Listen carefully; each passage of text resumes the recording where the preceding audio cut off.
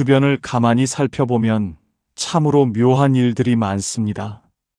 어떤 분은 음식을 마주하면 마치 며칠을 굶은 듯 허겁지겁 드시는가 하면, 또 어떤 분은 작은 일에도 으르렁거리며 화를 참지 못합니다. 그런 모습을 보며 우리는 흔히 농담 삼아 전생에 호랑이였나 보다, 혹은 전생에 돼지였나 보다 하고 말하곤 하지요. 그런데 부처님께서는 이것이 단순한 농담이 아니라고 말씀하셨습니다. 우리가 지금 사람의 몸을 받아 살아가고 있지만 우리 마음 깊은 곳에는 수만 년 동안 쌓아온 과거의 습관들이 고스란히 남아 있습니다. 그것을 불교에서는 습기라고 부릅니다. 마치 향을 쌓던 종이에서 오랫동안 향기가 나고 생선을 묶었던 새끼줄에서 비린내가 가시지 않는 것과 같습니다. 오늘 이 시간에는 내 몸과 마음에 남아있는 축생의 흔적들을 어떻게 발견하고 그것을 어떻게 부처님의 자비로 닦아낼 수 있는지 깊이 있게 나누어 보고자 합니다. 끝까지 함께 하시며 내 안에 거친 본능을 잠재우고 평온한 보살의 마음을 찾는 귀한 시간이 되시길 바랍니다. 부처님께서는 우리가 사는 이 세상을 6가지 길로 나누어 설명하셨습니다. 하늘나라와 인간 세상, 아수라와 축생, 아귀와 지옥이 바로 그것입니다. 중생은 자신이 지은 업에 따라 이 6세계를 마치 물레방아가 돌듯 끊임없이 돌고 돕니다. 이것을 윤회라고 부릅니다. 아함경에서 부처님께서는 이렇게 말씀하셨습니다. 중생은 무명에 덮여 있고 애욕에 묶여 있어서 이 육도를 마치 수레바퀴처럼 돌고 돈다. 시작을 알 수 없고 끝을 알 수 없다. 참으로 깊고 무거운 말씀입니다. 우리는 지금 다행히 사람의 몸을 받아 이 자리에 앉아 있지만 과거의 어느 생에서는 산짐승이었을 수도 있고 물속을 헤엄치는 물고기였을 수도 있습니다. 축생도는 어리석음이 깊어 선악을 분별하지 못하고 오직 먹고 자고 번식하는 본능에만 이끌려 사는 세계입니다. 서로를 잡아먹으며 늘 두려움 속에 살고 사람에게 부려지며 자유가 없는 안타까운 곳이죠. 하지만 부처님께서는 축생이라 하여 그 존재가 부끄럽거나 나쁜 것이 아니라고 하셨습니다.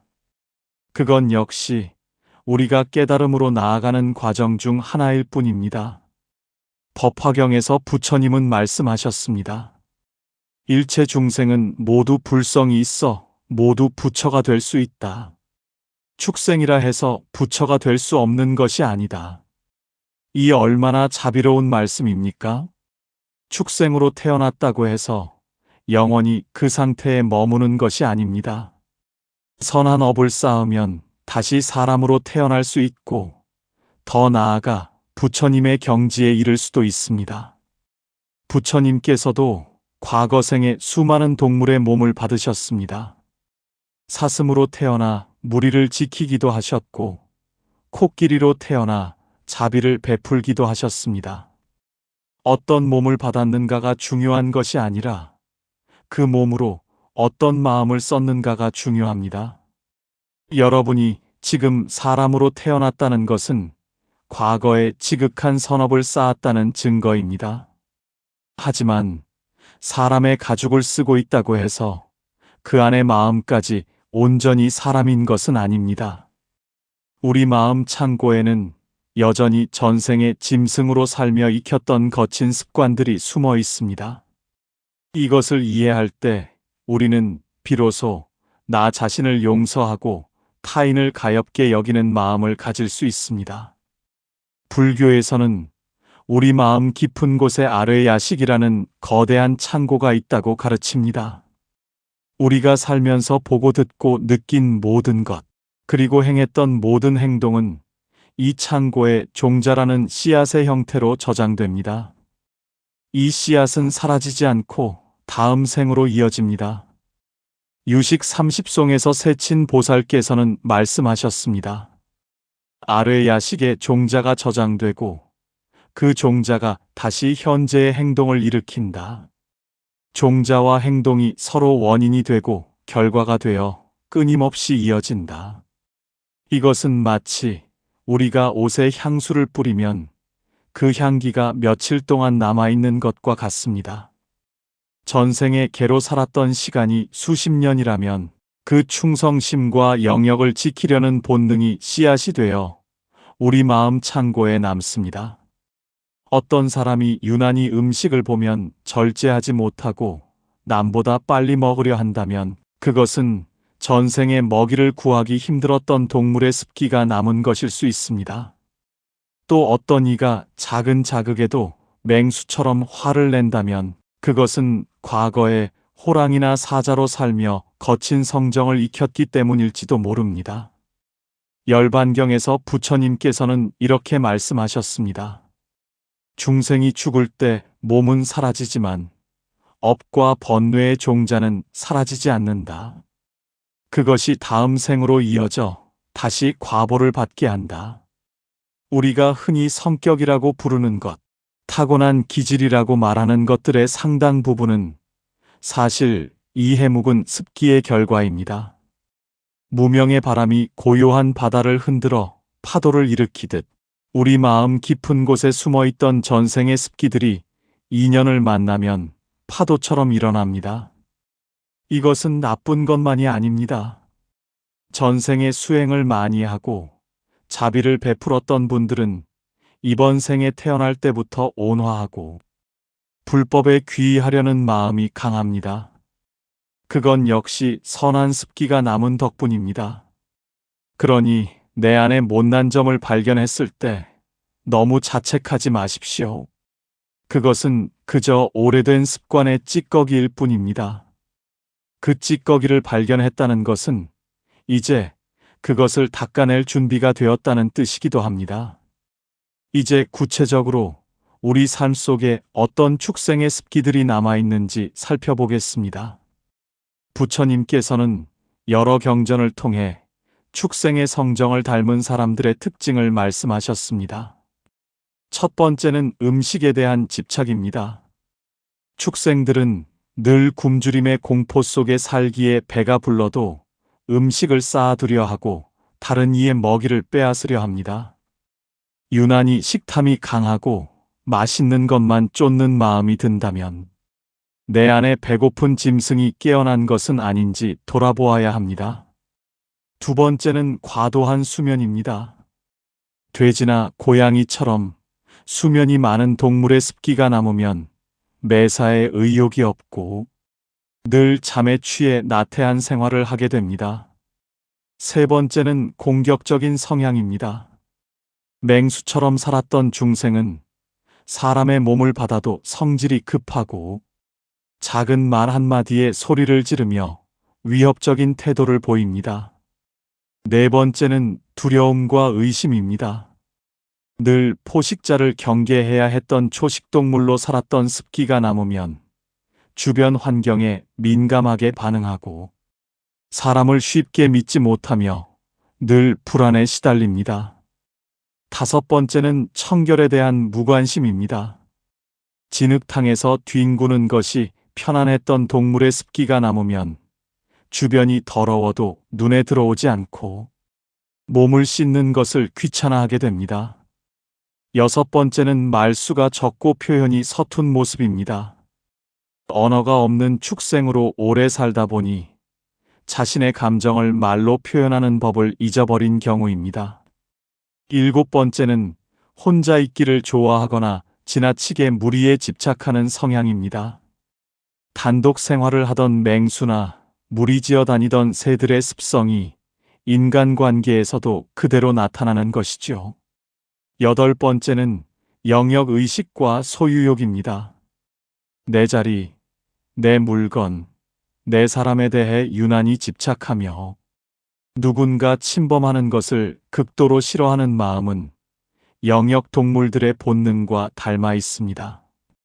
이 8가지 특징 중 나에게 해당하는 것이 있다면 그것을 비난의 도구로 삼지 말고 수행의 거울로 삼아야 합니다.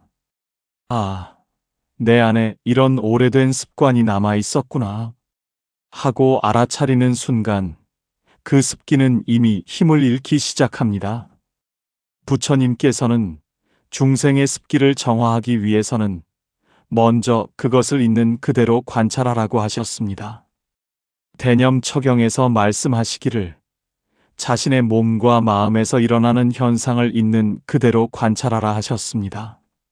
내가 화를 낼 때, 내가 욕심을 부릴 때, 그것이 나의 본심인지, 아니면 전생의 습기가 일으키는 파도인지를 가만히 지켜보십시오. 그러면 그 거친 감정들은 서서히 가라앉고 고요한 지혜의 바다가 드러납니다. 남의 허물을 볼 때도 마찬가지입니다. 저 사람이 나빠서 저러는 것이 아니라 전생의 아픈 기억과 습기가 그를 괴롭히고 있구나 하고 생각하면 미움 대신 가여운 마음이 생겨납니다. 이것이 바로 부처님이 강조하신 자비의 시작입니다. 우리의 마음은 마치 하얀 도화지와 같습니다. 그 위에 전생의 업이 그림을 그려놓았지만 우리는 지금 이 순간 새로운 그림을 그릴 수 있습니다. 습기는 고정된 것이 아니며 끊임없이 변합니다. 화엄경에서 말씀하시기를 마음은 화가와 같아서 온갖 세상을 그려낸다 하셨습니다. 마음을 바꾸면 우리를 둘러싼 세계가 바뀝니다.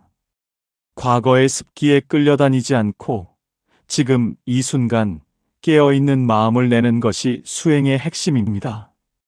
우리가 매일 염불을 하고 경전을 읽는 이유는 우리 마음 창고에 있는 나쁜 씨앗들을 정화하고 선한 씨앗들을 새로 심기 위해서입니다. 수행은 억지로 하는 것이 아니라 서서히 물드는 과정입니다. 향기로운 꽃 옆에 있으면 나에게도 꽃향기가 배어들 듯 부처님의 가르침을 가까이 하면 내 안에 거친 짐승의 냄새는 사라지고 부처님의 향기가 배어들게 됩니다. 이것을 불교에서는 명운습이라고 합니다. 밝은 기운으로 마음을 훈습시킨다는 뜻이지요. 매일 아침 단 10분이라도 고요히 앉아 자신의 호흡을 살피고 부처님의 명호를 부르는 행위는 내 마음의 묵은 먼지를 닦아내는 고귀한 노동입니다. 그 과정이 비록 더디고 힘들지라도 포기하지 마십시오. 수만 년 쌓인 습기가 하루아침에 사라지지는 않겠지만 맑은 물 한 방울이 모여 큰 강을 이루듯 우리의 작은 정진이 모여 결국 우리를 자유롭게 할 것입니다. 전생의 습기를 정화하는 가장 강력한 무기는 참회입니다. 참회는 단순히 잘못을 비는 것이 아니라 내 안의 어두운 부분을 빛으로 밝히는 작업입니다. 보현행원품에서 말씀하시기를 과거의 모든 악업은 탐욕과 분노와 어리석음으로 지었으니 이제 모두 참회한다 하셨습니다.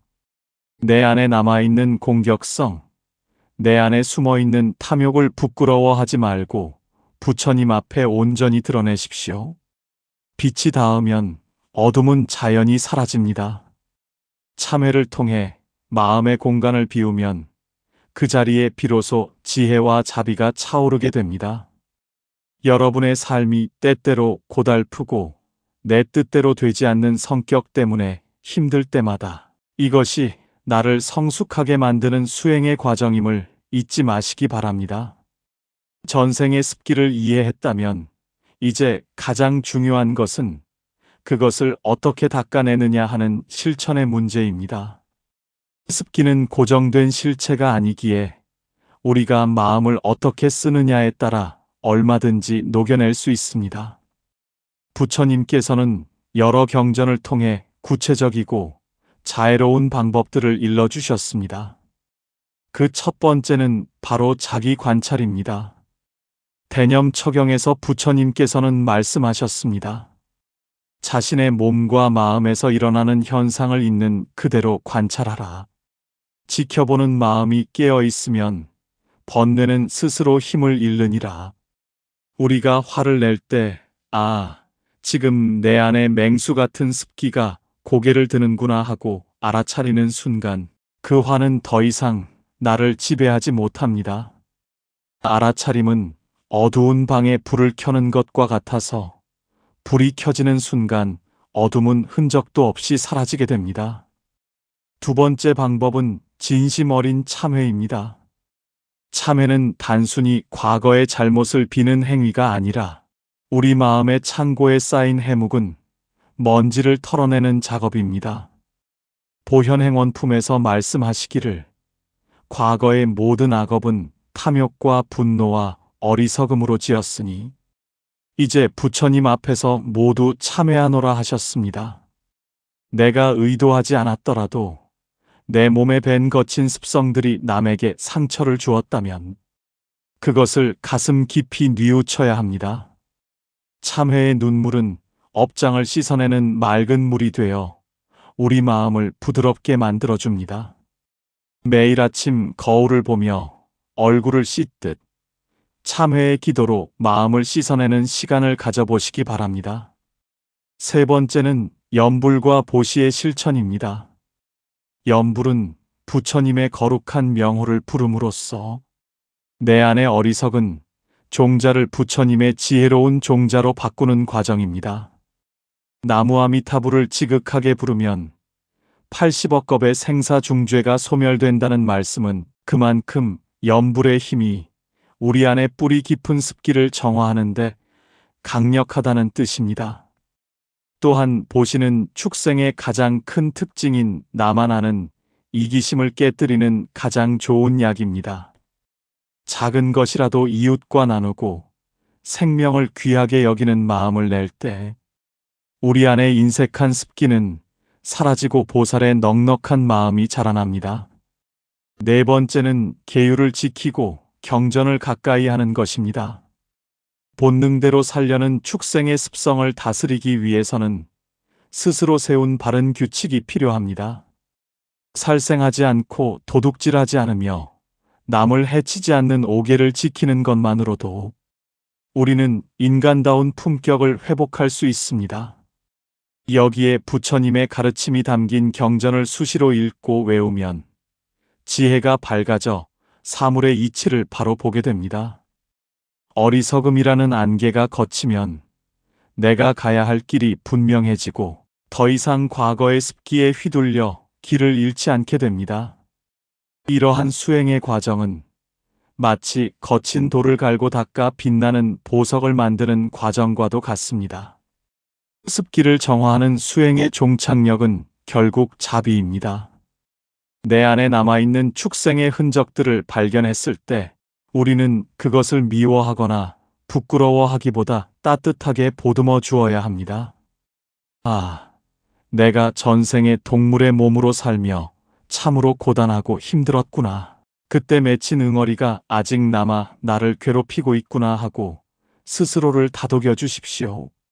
나 자신을 가엽게 여기는 마음이 생길 때 비로소 타인의 허물도 포용할 수 있는 넓은 마음이 생깁니다. 저 사람이 유난히 욕심이 많거나 화가 많은 것도 그 사람의 본성이 나빠서가 아니라 그가 지고 온 업의 무게가 너무 무겁기 때문임을 이해하게 됩니다. 부처님께서는 말씀하셨습니다. 이 세상의 모든 중생은 한때 나의 부모였고 형제였으며 자식이었다. 그러니 그들을 비방하지 말고 부처님처럼 공경하라. 내 주변에서 나를 힘들게 하는 사람들을 전생의 습기에 묶인 가여운 존재로 바라보십시오. 그들을 향해 미움 대신 기도를 보내주는 것. 그것이 바로 최고의 수행이자 습기를 녹이는 뜨거운 햇살입니다. 자비의 마음은 얼어붙은 대지를 녹여 새싹을 틔우는 봄 기운과 같습니다. 우리가 자비로운 마음으로 세상을 대할 때 우리를 올가매던 축생의 사슬은 자연스럽게 풀리고 우리는 진정한 자유를 얻게 됩니다. 우리는 이제 인생의 많은 고개를 넘어와 평온한 저녁 노을 앞에 서 있습니다. 지난 세월 동안 우리는 수많은 습기에 휘둘려 때로는 울고 때로는 웃으며 살아왔습니다. 하지만 이제는 압니다. 그 모든 것이 꿈결 같았던 전생의 그림자였다는 것을요.